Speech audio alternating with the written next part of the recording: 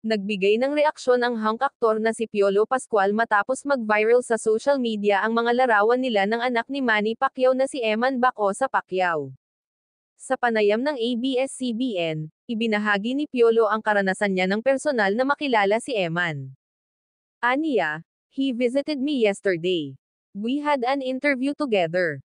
Actually my feed is full of Eman Pacquiao. Mga links, puro links and everything. Finally, I got to meet the boy yesterday."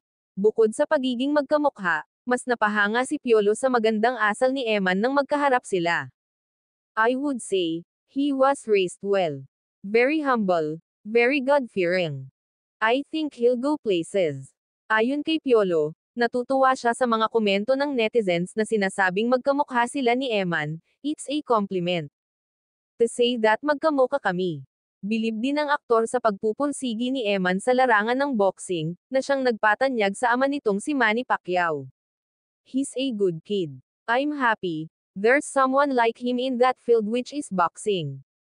I gave him advice to just really reach for his dreams." Matatandaan na matapos ang laban ni Eman sa Thrilla ni Manila 2 noong Oktubre, hindi lamang ang kanyang performance ang pinag-usapan kundi pati ang pagkakahawig niya kay Piolo.